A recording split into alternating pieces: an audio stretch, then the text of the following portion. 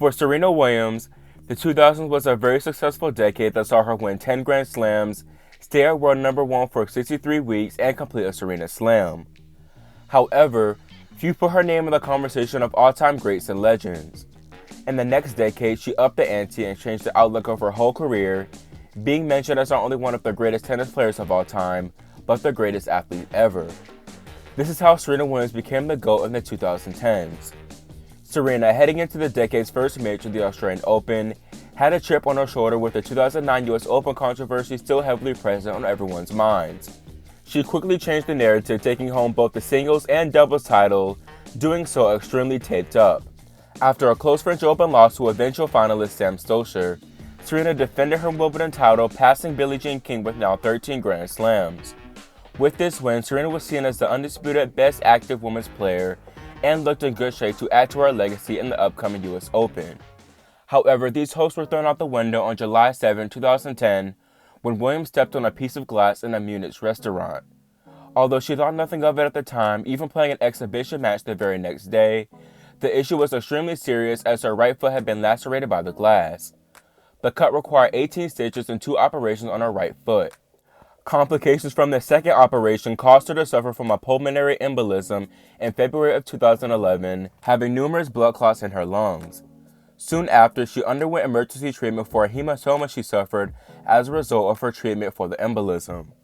Seeing that she almost died from this traumatic experience, Serena couldn't begin actively training until April and announced that she would be returning to competitive tennis at the Aegon International in Eastbourne. Though visibly rusty, Williams had a decent grass season for her comeback, losing to then world number 3's Vera Zvonareva in a tight 3-setter in the Eastbourne second round, before falling to Marion Bartoli in the Wimbledon round of 16 in 2 tight sets. After this loss, Williams fell down in the rankings to number 169 with only 60 points to her name. As the hardcore season approached, Williams almost instantly raised these numbers, for her titles in Stanford and Toronto would bring her back into the top 30. Serena also reached her first major final since the surgeries, losing to an informed Sam Stosur in a controversial final. Serena called it a season here, ending the year at number 12. In the beginning of 2012, Serena had a subpar year as an unfortunate ankle injury contributed to an early Australian Open exit and an absence from the tour for almost 2 months.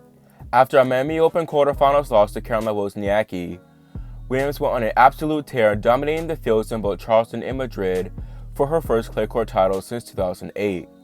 A heavy favorite to finally win her 14th Grand Slam title at the French Open, Serena recorded her very first loss in a Grand Slam opening round match, losing to 111th ranked Virginie Razzano of France. Though initially the biggest loss of her career, it became one of her most important, as her early exit from the tournament would allow for a collaboration with French tennis coach Patrick Mouratoglou. Patrick, though acknowledging Serena was already a great player in her own right, believed she had yet to tap into her potential and believed she could go down as one of the greatest the sport had ever seen. He and Serena's journey to make this happen began almost immediately, as Williams fought her way to the 2012 Wimbledon final, beating Agata Wanska for her 14th Slam and 5th Wimbledon title. Less than a month later, she returned to the All-England club, playing arguably the best tournament of her life at the London Olympics. Losing just 17 games and demolishing great players in Jankovic, Zvonareva, Wozniacki, Azarenka, and Sharapova, Serena crip-walked her way to her first Olympic singles gold medal. Additionally, she snagged the doubles gold with her sister Venus soon after. Serena's golden summer continued into New York, where she would take her 4th title in Flushing and 15th overall, beginning to put her name in that all-time greats conversation. Williams ended the season on a high note, winning the year-end championships in Istanbul, grabbing honors such as the WTA Player of the Year and ITF World Champion. In 2013, Serena only got better, first regaining the world number 1 ranking for the first time since 2010. In doing so, she made history as the oldest woman in the Open era to hold the top position. 2013 saw Serena win 11 titles, including a redemption Roland Garros title, a repeat US Open title, and a repeat year-end championships trophy. Finishing the year number 1, Williams received the Associated Press Female Athlete of the Year award, WTA Player of the Year award, and the ITF World Champions crown. Serena also made history as the first woman to win more than $10 million in prize money in a single season. With 17 majors in tow and just one away from Navratilova and Evert's 18, Many believe 2014 would be a monumental and record-breaking year for Serena.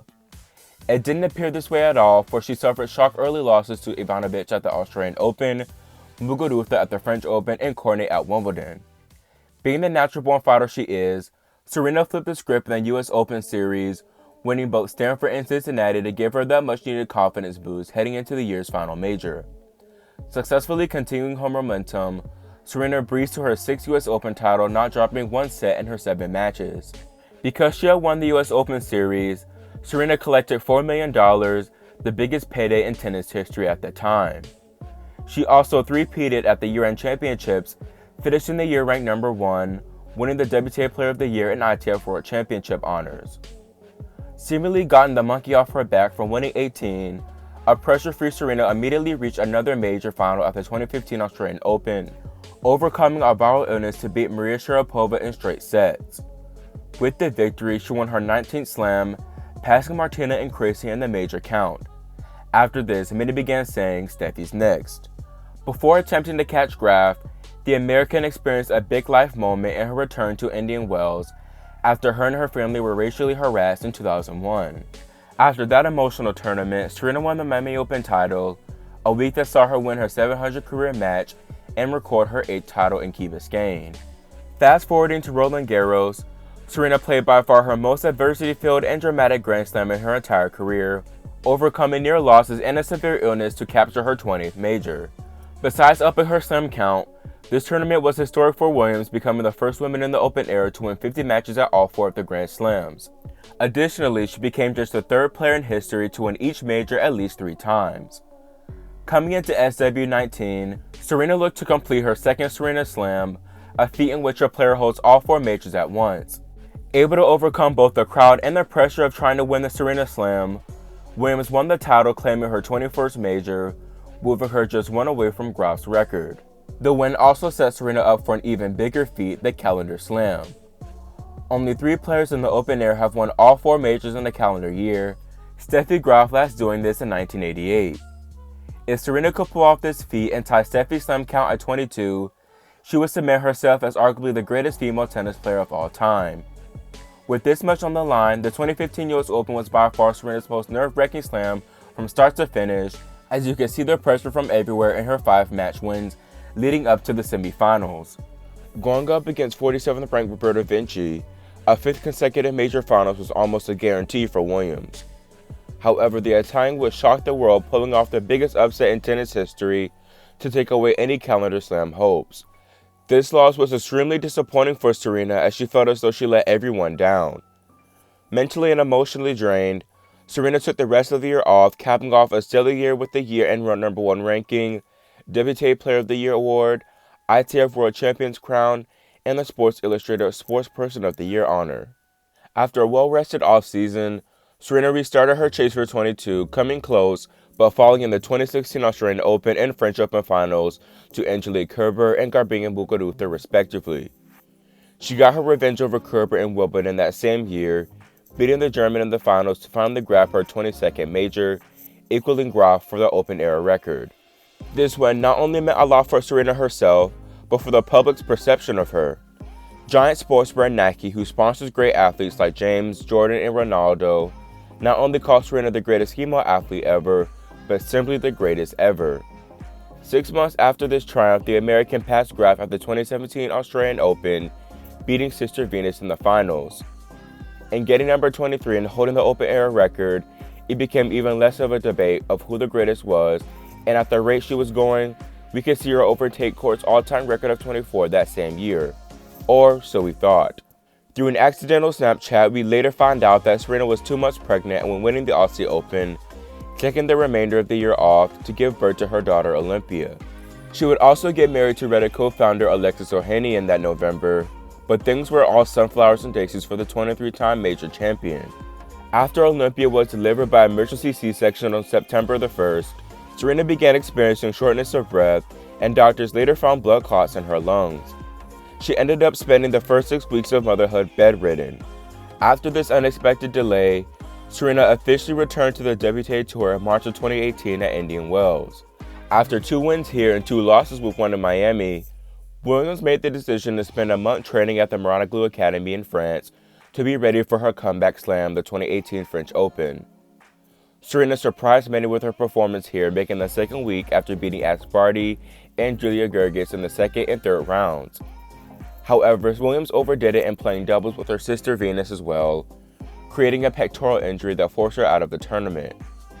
The American quickly rebounded, reaching the Wimbledon final a month later, falling to Angelique Kerber in straight sets.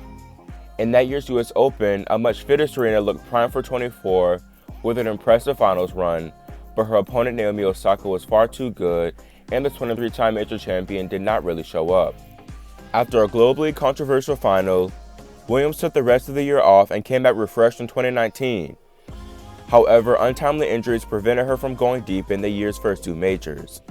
Serena, though, once again made surprising Wimbledon and US Open runs, but the pressure of breaking Margaret Court's record weighed too heavy on her mind, and she lost both finals in straight sets. As Serena enters her fourth decade of professional tennis, the question on everyone's mind is whether or not she'll get Court's all-time record. Though it would be nice for her to build on her legendary career, she doesn't need not another Grand Slam to solidify her greatness. Court's record is very dodgy, seeing as though she won most of her majors at the Australian Open, where the top players rarely traveled at that time. The media constantly pushed the narrative that Serena needs one or two more majors to be the official GOAT, which is completely untrue. Whether you agree that she is the indefinite GOAT or not, the mere fact that she has worked for her name to be in the conversation of such debate, despite tremendous adversity, proves her greatness in the 2010s, and it would be tough to bet against that same greatness being shown in the 2020s.